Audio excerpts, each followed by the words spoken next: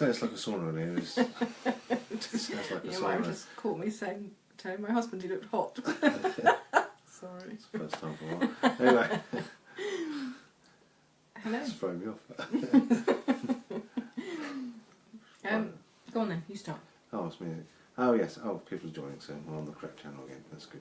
Okay, so tonight we thought we'd talk about mock tests, why we do them, how we do them, and how we structure them, and generally that, really. I think we know that a lot of people don't do them for various reasons, so it'd be good if you came on and told us if you don't do them, why you do them, and if you do them, why you do them, I think. So, where should we start? I think that's probably a very good place to start. I think that there are certainly some trainers that I have vast amounts of respect for who choose, for whatever reason, not to do mock tests. They're getting passes with no problem at all. They teach some interesting characters as well, which is great. So perhaps that actually goes hand in hand with the reasons why they choose not to do mock tests. But I think that possibly when we, as instructors, as an industry, talk about mock tests, we kind of possibly have this vision, don't we, of sticking on yellow fluorescent jackets and clicking pens and being a little bit Jobsworth, should we say the least. That's not necessarily what we do when we do mock tests, and I guess we're just here this evening to tell you what we guys do, what we do, and obviously you guys can take what you like and go and use it. I know some of you have listened to these live chats and gone off and used things during your week, so that's great. So go off and try some of these things. I think, should we start with that kind of first rumour of doing a mock test to see whether a pupil is ready to go for test? I think that we never do mock tests to see whether pupils are ready to test. We never do a mock test with a view to passing it. So We don't want to do that. we're very lucky. We appreciate that we're very lucky that we have each other, and there's no reason why you guys with your associations, your networks, your franchises, your friends, your colleagues, whatever, can't actually do reciprocal mock tests. But we do various things when it comes to mock tests. But let's talk to you about the big end mock test, if you like. We're very fortunate that Blaine and I obviously have each other, and we will do each other's mock tests. We don't talk to each other about our pupils, so each other will know as much or as little as an examiner would know at the point where we get into the car. It may occasionally be a little bit of a, be careful, this one's a bit random, just watch the roundabouts or whatever. But I prefer to come into it like an examiner would, which would know information, which is rarely the case, isn't it? But I think that, just to kind of get to the point, we don't do the mock test with a view to passing it. In fact, it's totally the opposite. So we don't do mock tests in our test centre areas. Our test centre is 40 minutes away. It's not logistically possible for us to go there and do mock tests with each other. We do them very much in our own little town, and in fact, if you can pass in your own little town, you can pass to drive anywhere in the country. And as I said, Blaine won't know about my pupils, won't know their faults or their weaknesses. But I think I'm right in saying that you don't have a set route, and certainly I don't have a set route when it comes to doing a mock test. With the idea being that Blaine will watch my pupil drive for 5 minutes, suss out the weaknesses, and then exploit. And just totally exploit. So for example, if one pupil of mine perhaps cut a corner on a right turn, or took a right junction, and there was a bit of a judgment issue, and it's a case of, oh, was that good judgment, or was that, ooh, that was a close one, you'll turn them right again and again and again. And of course that doesn't happen on a real test, because the examiner has a test route. You might have a one dodgy junction and they get away with it because they don't then have those major traffic lights ever again, that kind of thing. But you don't, and then you exploit. And the reason why we exploit is because we have then come up with a weakness, and that weakness is then the thing that we exploit until there becomes a fail, and that fail then becomes the plan for the next 4 weeks, 6 weeks, whatever. To the point that, having been an instructor for 27 years, you've passed 8? Great, I think, Passed 8 people on a mock test in 27 years. one of them in mine in eight years. You passed one of mine, and you've put your pen away in the end, didn't you? Because there was just nothing you could fail him on. And you know, all 8 have gone and failed their real tests 6 weeks later. So my guys know that we are not going for a mock test to pass it. In fact, we do not want to pass a mock test with Blade. It's not good news. And I wonder whether there's that little bit of passing a mock test makes you think, oh, I can do that. That's all right, and just kind of take your eye off the ball a little bit. But also, I think it's more likely that the weakness has not been discovered, and then it rears its ugly head on the test. Yeah, I was thinking just now you were saying that, how come I fail so many? But it is because we'll home in on the weakness. If the first roundabout's a little bit dodgy, positioning, speed and approach, whatever, we'll go and find more and more roundabouts, and we'll come out of the side road onto the roundabout as opposed to the main road on the roundabout, which is always more difficult, and those things. And it sounds a bit mean, but I suppose it's depending. You've got to work out why you're doing the mock test. So if you're doing it, and I think the main reason we do it is so they can find a weakness, they can see something they may have been lucky on in the past, and more importantly, it's more to do with the cognitive things, isn't it? How they feel, how they're going to cope with those feelings, with having someone next to them that's not going to do small talk, that's just going to mark the sheet and all that type of stuff, and getting them used to that environment, because that's when they tend to make those mistakes, silly mistakes, I suppose. But it's all to do with their thinking, oh, I was a bit dodgy on that last roundabout. They're thinking about that. I don't see the pedestrian on the crossing.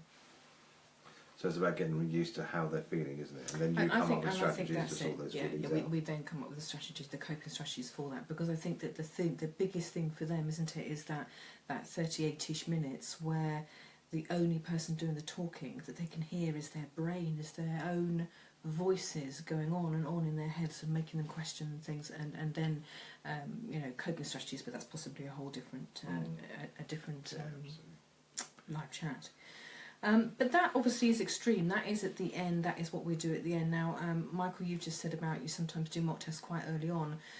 Do you know? Let's talk a little bit about how we might do mock tests a bit different. Like you, Michael, I might do a mock test really early on, but about one specific thing. So I might take mirrors, for example, and just mock test mirrors. So we're forgetting every single fault that comes up, but we're just looking at mirrors. If that is something that is worthwhile doing or working on, then I would certainly do that. So I've done it with mirrors. I've done it with judgment and emerging hesitation. Certainly done it with that. Done it with progress, and speed. So we've just looked at appropriate speeds and speed limits, speed on approach to things. So we're very much kind of tuned it into what the pupil's needing, and just done a mock test specifically on that one little factor and ignoring every single other fault. One of the other things that we do is something called prompted mocks. I don't know whether some of you have heard about our prompted mocks before and have tried them out, but they work really well. So I might, at the point where I'm beginning to talk about tests with pupils, and I guess at this point it's probably worth talking about teaching for test, because you hear a lot of people say they don't teach for test. I think that conjures up various thoughts, doesn't it? Personally, I teach for test. There are going to be a few hours within someone's training regime of which we are absolutely test focused. We're not test focused for the other 30, 40, whatever hours, but that specific time where we are now at the point where everything you have learned, let's see what that feels like to be put into a test environment. How is it going to be different? How are you going to be different? Etc. etc. So yeah, I will go as far as saying there are some hours in which I teach for tests. Yeah, I mean, I call it test preparation. So it's just a little play on words, but I think it is important. It's preparing for what's going to happen on tests. So you can look around the car and all that sort of stuff, because if they don't know that's going to happen, I feel it can throw them off. So it's not preparing to pass the test, it's preparing them for what's going to happen on the test. The way the examiners talk, the question they always ask is, if you weren't doing this today, what would you be doing? If you ever say, well, Monday's my day off, so I'd be in bed. Well, it actually means what do you do for a living and what do you do on a daily basis. So it's that type of thing, just so they're prepared for what's going to happen, prepared for the silences, prepared for that examiner that might tut. He's actually not tutting at them, he's tutting at the other traffic or whatever. So those little individual things I think are quite important as well, really. So they're not taken aback, they're not surprised with what's going on, and that's just test preparation. I think the mock test, the prompted test is something that we certainly do a lot, and how that works is that we will say to them what we're marking down and why. So that gives them an idea of what is important, what's going to be marked down, what isn't going to be marked down, because their parents tell them one thing and their friends tell them another thing, and that can get rid of some of those misconceptions, which I think are important. So what I do is I might set it up for a mock test, and I might say we're only going to do 10 minutes, of which we'll do a prompt where every time you commit a fault that I believe the examiner is going to pick up on, in other words, something that is either going to cause you a problem in the future or is potentially dangerous, potentially going to kill someone, for example, I'm going to let you know. So I'm going to say, I'm going to give you a fault there for not checking your right mirror before you came out around that parked car. And the reason I've given you that is because there could have been someone there and you might have needed to be making a different decision. So I give a why as well, and I think that's really important. Okay, so I'm going to give you a fault because, and the reason is, etc., etc. So I do that. And the nice thing about that is that other than that, I don't talk other than to give directions. But what happens is that they self-regulate. Yeah, so they think, oh gosh, you're not going to get me on that one again. Yeah. And so they then don't miss that fault again. So we do that. We might do that for 10 minutes. Or we might say we'll stop if it's serious. So quite often I'll say if it's not a serious fault, it's a driver error. So we'll keep going. If a serious or dangerous fault happens, we will stop and we will look at that and review that. We'll go through that together. Yeah, I would do something similar. I do 9 or 10 minor faults, driving faults, or a serious or dangerous. Then we stop and do it. And you'll find normally I do this on part 2s more because I do a lot more part 2s. Part 2 guys that have done part 2s and know this, the most you get is 8 or 9 minutes. And then the next time you get 20 minutes, next time you get 40 minutes, next time you're an hour and you're there. Because it is about self-regulating. I think that's really important, and people will do that. And of course what it does, it picks up any weaknesses that require work on. So you could break it if you get them from mirrors 3 or 4 times, let's say. You could at that point say, look, you get the same fault twice or 3 times, or 9 or 10, or a serious, we'll pull over and we'll go and work on those things, or that thing, rather than just doing it over and over again. Because some people don't self-manage or don't have the ability to do it because they don't understand what they're doing or why they should be doing it. So just telling them all the time that's wrong, that's isn't going to work. So you have to then look for a strategy and go through the normal coaching techniques. So the next stage up on a prompted mock is, and this one I really like, is a prompted mock where they do the prompting. So I might say, I'm going to give you a fault there, what do you think it's for? And they know. 99 times out of 100 they know what that fault is for. But it's a nice way of kind of engaging in the conversation as well, so making it a little bit more relaxed, although we're not actually talking the way that we normally talk, and I am giving directions like an examiner would, but I'm going to give you a fault there, what do you think it was for? And again, that's a way of kind of engaging them in that learning, because it's just keeping them kind of tuned into what they're doing. The next stage up from that is that I don't say anything, so I don't tell them I've got a fault, they tell me. So I'm not even prompted with, I'm going to give you a fault there. They say, I'm going to give myself a fault there because.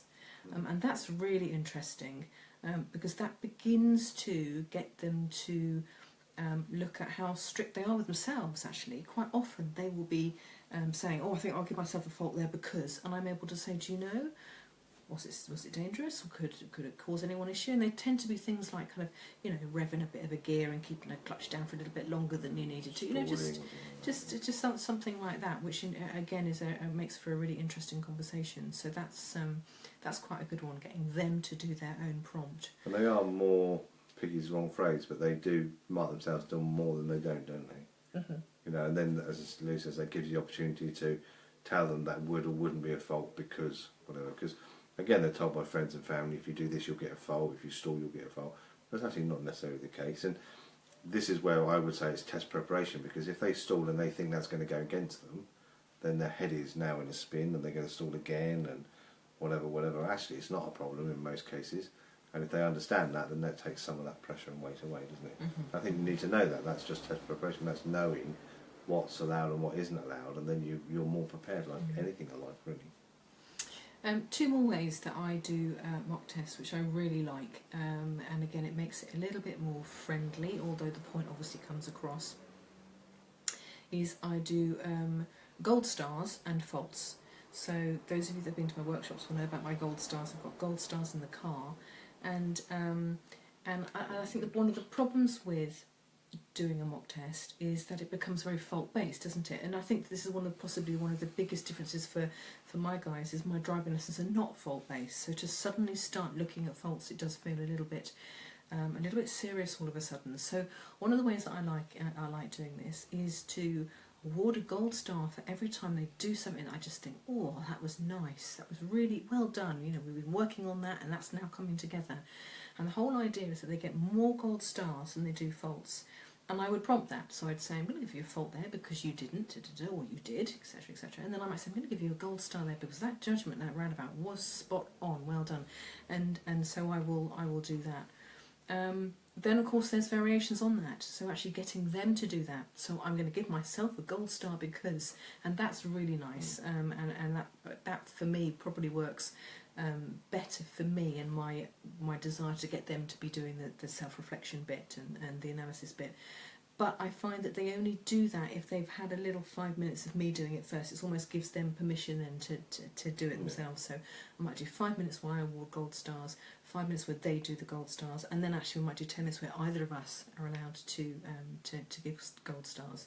That also works really well if you want to be seasonal. So I have done it, for example, with little mini chocolate eggs at Easter. So for every gold star moment, you get a little mini chocolate egg. So things like that work well, and gold coins at Christmas and that kind of thing. So you can kind of mix and match and do variations on that theme. There was another one that I was going to say, and I can't remember. It's gone. Maybe it was the chocolate eggs. Another thing I was going to say is when I do the mock test with Lucy, you know, you can do your own mock test if you like, like we were saying, prompted to them prompting, etc. And I think it is important to then get someone else to do one on your behalf because it is that extra person, that different person.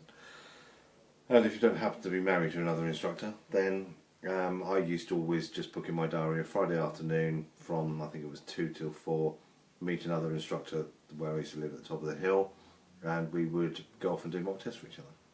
And if we didn't happen to have someone that required a mock test, then we would go and play golf instead, but which unfortunately wasn't very often. And we could do it a couple of ways, but more often than not what would happen is I would jump in his car, he would jump in my car, and we would go off and do mock tests for each other at the same time. So no one loses out financially or anything like that. There's no need to, you know, pay for each other or anything like that. And then we would debrief each other, and we might go for a coffee afterwards and debrief on the pupil, etc. Nowadays you could probably just video the debrief with the other instructor with your pupil, and you could just look at that later if you wanted to. Yeah. And so try to, you know, it can be difficult to get diaries to match. So if you make it a regular thing, then that can be a lot easier to get it to work. And then you can go off and do reciprocal overtaking instead if you want to, which is something else we did, but that's another live chat. Overtaking is next week. Oh, there you go. So it's like I planned that. Yeah, Johnny, I think that your comment is related to the people saying, "Oh, I give myself a fault there because etc." Do you know? A couple of my guys have done that on test. Have kind of made a little bit of a joke out of it, and do you know? It's either a fault or it's not, isn't it? So it's either going to be marked down or not. It's not going to be that the pupil recognises a fault and the examiner thinks, "Oh, I missed that," and marks it down. They don't tend to do it with things like with mirrors. They don't say, "Oh, I missed a mirror" and all that kind of stuff. They don't do that. But if they were to stall or something like that, they quite often will say something, you know, about. In fact, I've had one boy who I think stalled and kind of looked at the examiner and said, "Have you got that? Have you got?" Before I move off, and just made a note of that. It's just a little bit of a laugh and a joke. So they certainly become very aware. If they are taught to analyse their own performance, they will know exactly what they are doing well and could do better. Yeah, absolutely. So that links into me saying that the mock tests that work best for me are the ones where they are doing the analysing. So they're the ones that award themselves a gold star. Because as you say, I think it's really important they do know what they're doing well as obviously from a fault point of view, and then fixing that fault, getting it right. I was going to say, as long as they can recover, then most faults you can not get away with, but you can recover from. An examiner wants to know that you know, basically, like same for you guys for your part 3. If they know that you know, then you'll be fine. You know, unless something you've killed a cyclist across on them, probably won't get away with that. But otherwise, you can normally recover. So if you don't analyse, self-analyse, or they don't self-analyse, they're not going to do it better on the next crossing or roundabout or whatever. that's going to be an issue. Talking of kind of that self-analysis, that self-reflection, one of the things that I do at the point where we know that the next lesson is going to be a mock test with Blaine, for example, I will ask them to visualise that next lesson. I'll ask them to think about that mock test that they're going to do. I'll ask them to obviously think about how they're feeling about it. But I say to them, what's the result going to be? What is Blaine going to be talking to you about afterwards? So imagine we've got to the end, 40 minutes later, we're sitting back at the side of the road or your house or the lay-by that we often pull up in.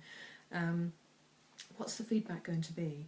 What are you going to fail on? That's a really interesting question. And what's interesting about it is that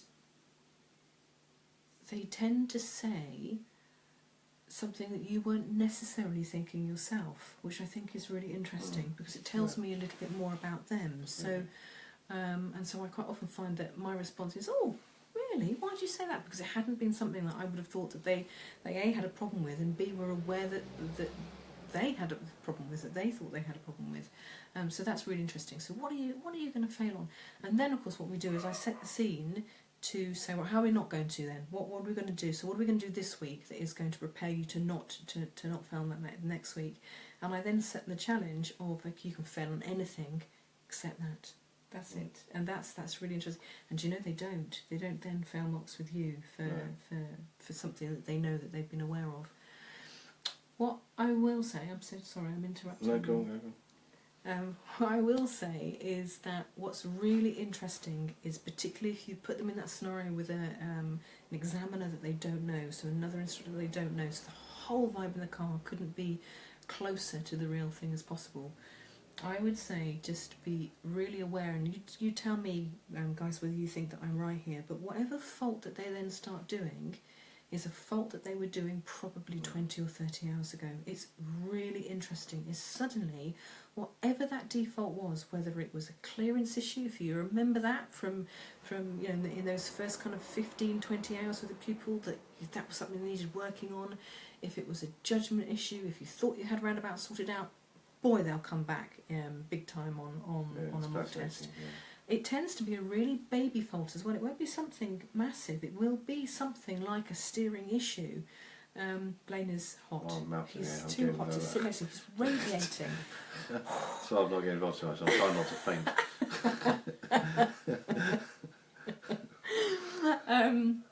So just be aware that they'll go back to a baby fault.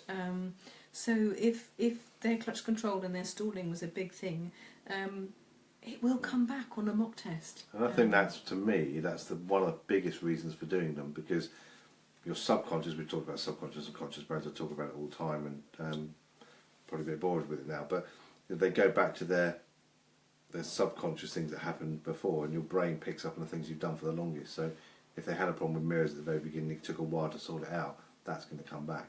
So then you can revisit it and retune it and do it again, because don't fall into that assumption that we've sorted that, that's gone, because it probably comes back, and you'll know that from people that have failed a test. You think, God, you sorted that out, what's wrong with you? But by doing a mock test, you can then have that conversation about it coming back and dealing with it again, and I think that's really important.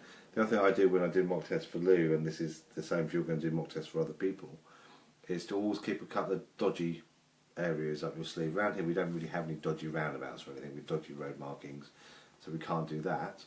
But I think I said this a few weeks ago, that if you're taking someone out, don't do all the dodgy bits, keep one or two to yourself so you can do them on test and see if they can work out the signs and so on. Don't sort of spoon feed them all of them, because you want them to make their own decisions. And then you can go and do that one afterwards if you need to. But what we've got around here is a few stop lines, haven't we? And we've got a few that you could argue shouldn't really be stop lines. You can see that last half a metre, the road opens up lovely, can see and carry on. And everyone to them, except one I think, in the lots I've done for you, which is probably in the hundreds now, has not stopped. I've had every single one, so I'm able to get them on that if nothing else. Which sounds a bit mean, doesn't it? But the whole point is to make them think about it and make them think, you know, and they're local to where they are, so they probably sit there twice a week with their parents or friends or whatever who don't stop at that stop line. And then we've got 3 or 4, and we've got 3 or 4 we can choose from. So if even if you don't have a stop line in your test areas, I would do stop lines. And for you guys that may be quite new to the industry, it's worth knowing that not stopping at a stop line is an instant failure. It's not discussion. It's not. It's not up to the examiner's discretion. It's actually written in the rules, isn't it, of tests, the same as the eyesight. So they're the only two things you can instantly fail for, which the examiner doesn't have discretion for. That's eyesight and stop lines. Everything else, in theory, they've got discretion, including red lights and speeding. And we can all know ones that speeding, and I've had the odd red light, you know, ambery red sort of thing. Got away with ambery red, you know. So they're not dead in stone. So it's just worth being aware of stop lines, because you may not have somewhere where you are, but the buggers might put one down a week before, or you know, we've got to teach them when they pass as well. And little things like that, I think on a mock test, I mean, certainly we're aware on a mock test. I know that if Blaine is going to take one of mine to the stop line locally, of which I haven't done with, well, I don't go there with my local guys, I go into town and perhaps do a couple there, but don't do the local ones, knowing damn well that Blaine's going to get them on a mock test on it, is to make sure they're turning left out of that junction, not right. Made that mistake the other day. Yeah, because, but just little things like that make a really big difference. To the fact that you know that they won't stop if they're going to turn left, yet they will if they're turning right. So remember, stop means physically stop, go. Even if it's moving at, you know, a very slow snail with a tummy ache, that's still not stopped. Martin says, I tell them don't worry about hand position. Try correcting crossing your hands as road positions more important, and that's what the examiner is looking at. Do you know your port of call, your reference is the document DT1. The DT1, the examiner's guidelines to conducting an L test. That is your reference, and it makes it very clear what is and isn't accepted in there, and what the different faults mean. And so that's worth having a look at if you're going to get quite serious about doing mock tests, then it might be something you want. Personally, sometimes we sit there with a sheet and do it, but other times just a blank piece of paper just to make a note of faults. I wouldn't necessarily be worried about the specific boxes. Even after 25 years, I can't find the bloody boxes. Yeah, absolutely. So where do we stop? Otherwise, I'm missing other stuff. I don't know where they are. But also, I think one point that I probably just make just before we wrap it up is that when it comes to mock tests, when it comes to tests in general, what you will probably find, if I ask you guys now to think back on the last test you had that failed, so maybe even today you've had a test that failed, if you think about what they failed for, I can pretty much tell you that in 95% of cases they will have failed for an awareness and planning or a judgment issue. It won't have gone in those boxes. It might have gone down as a meeting situation, or a junction of some kind, or a zebra crossing, or road markings, or whatever. But I can pretty much guarantee you that it will be because they have a problem with awareness, planning and judgment.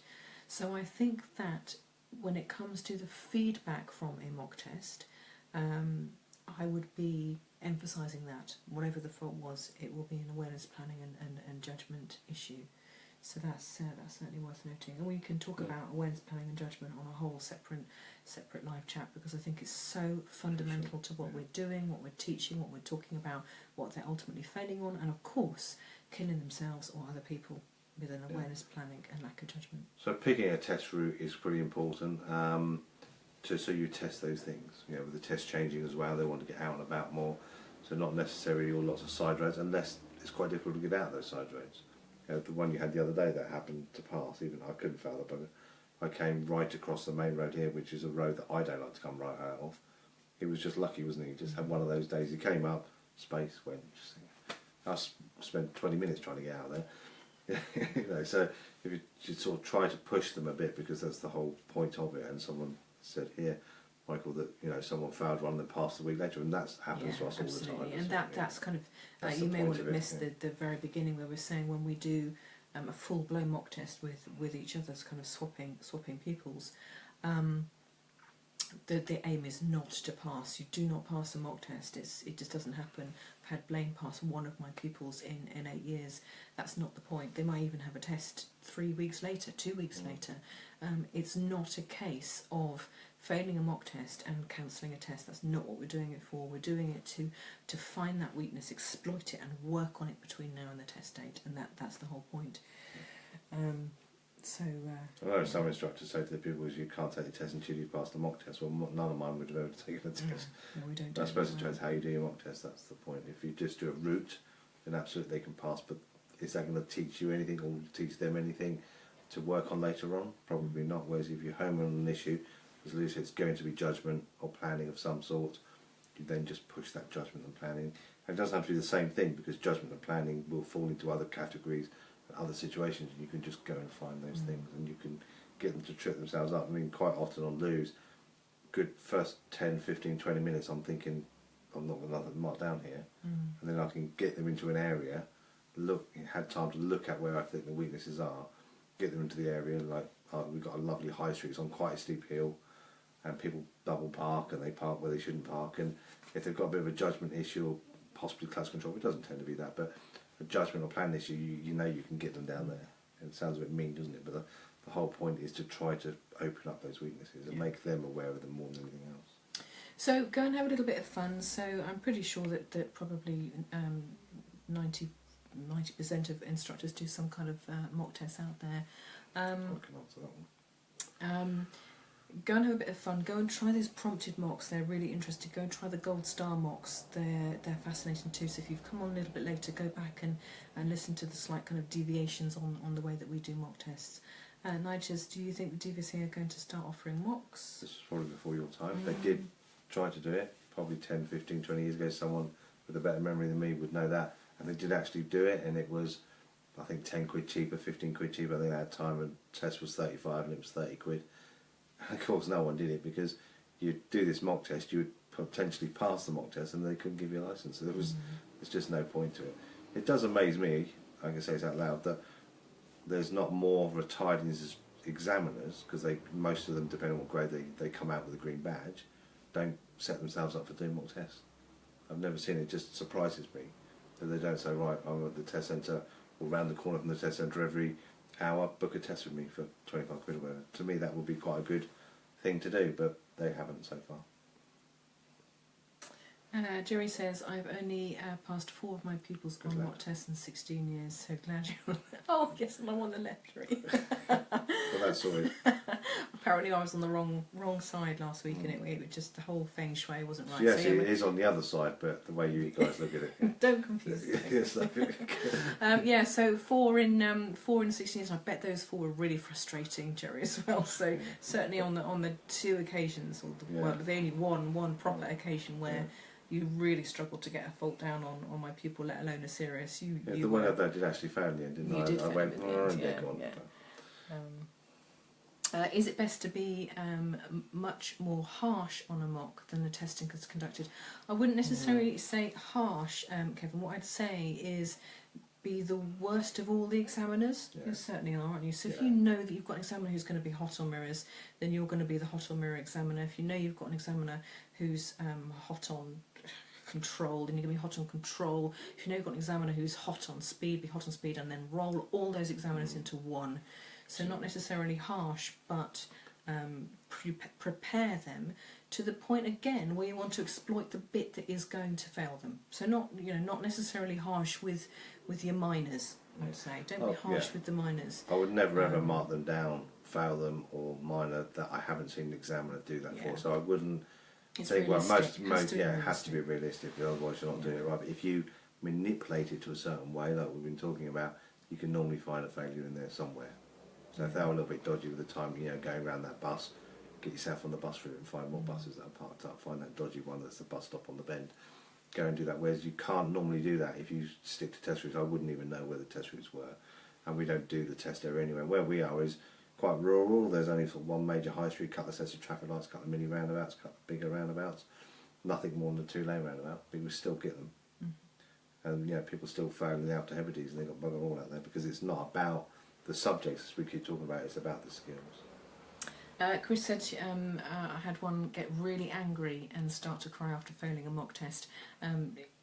I think that, Blaine, you get into my car now and say, hello, my name's Blaine, I'm here to make you cry.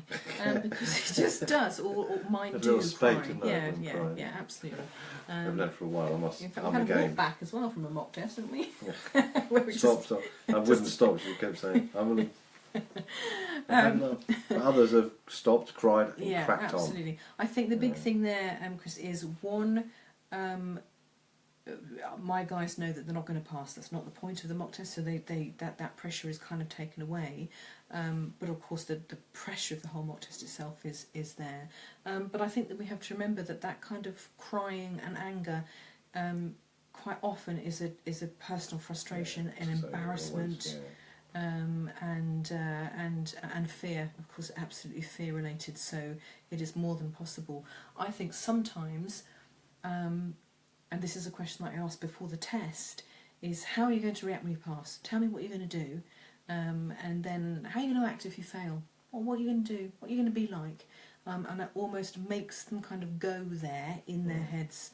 And quite possibly what happened to your girl, Chris, is that she wasn't prepared for what happened to herself, and that's where the anger kind of came from. So the emotion was so totally unexpected for her, and that's possibly what you were. And that's the seeing. reason for doing it. Is one of the main reasons for doing it. But I also think it's a good thing to be preparing them for Well, as well. absolutely, So, yeah. Lorna, when mock tests start going wrong within 10 minutes or so in, would you abandon? I feel nerves can create a massive issue and minors gather rapidly. Lorna, again, I don't know whether you've come on to this chat a little bit later, but we talked about building mock tests up. So there's lots. If you didn't listen to that, go and listen to kind of the first 15 minutes. Don't go straight in with the 40 minutes. I'm not straight, talking to you mock test. Absolutely.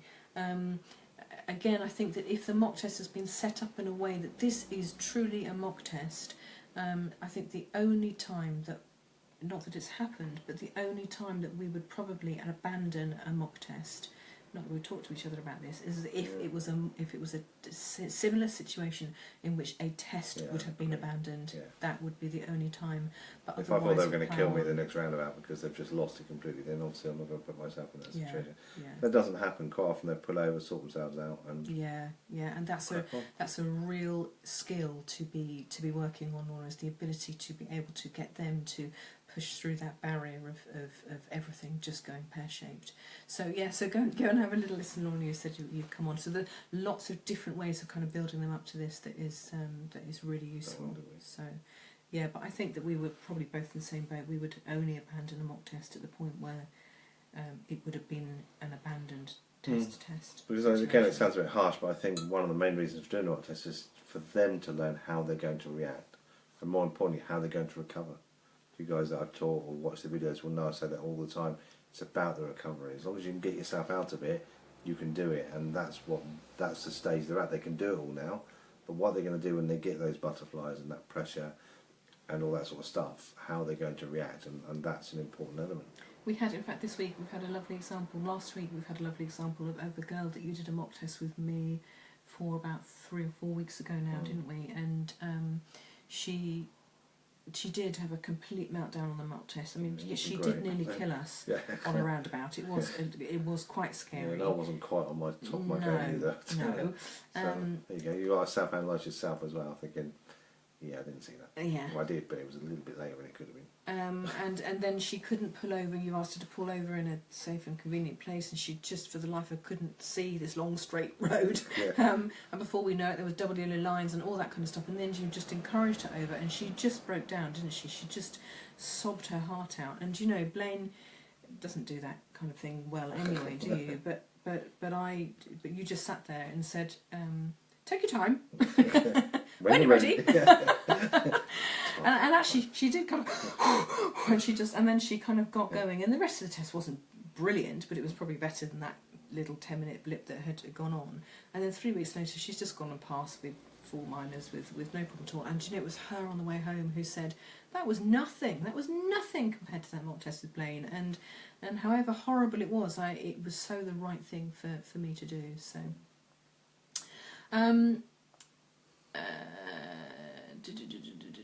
Yep, so I think that's probably it. You're welcome, Nige. So yeah, those of you guys that perhaps have come on that little bit later, go back and listen to those bits where we're talking about those different kind of ways of doing mocks, the seasonal mock test, the prompted mock test, the gold star mock test, all that kind of stuff, and go and have a listen and see if there's any of those that kind of appeal to you. Just to put the fun into mock tests, therefore the fun into the actual test itself, I think. Yeah. About prepare them for what's going to happen, not train them to pass the test, prepare them for what's involved in the test, Yeah. which are two different things, I think. So on that note, because it is I'm actually going to die in a so minute. hot, we will say goodnight. And next week, in fact, it's next Thursday, so a few days to go. We're talking about overtaking, so that's quite an interesting one. So about 10 days' time, not the first day coming in. We're going to do a live chat about overtaking. Thanks as normal to the guys at Marmalade Network. So we're going to put this video onto the Marmalade Network Facebook page. Go and request to join the Marmalade Network Facebook page, where you'll get lots of information about Marmalade Network, and we'll put the link up as well, and we'll go and welcome you onto there as well. But it's Marmalade Network who allows us to come on weekly and do these live chats. And you're going to sponsor some air conditioning. Thanks, Johnny. I'll take that gold star. Right, see you later. Thank you. Bye bye.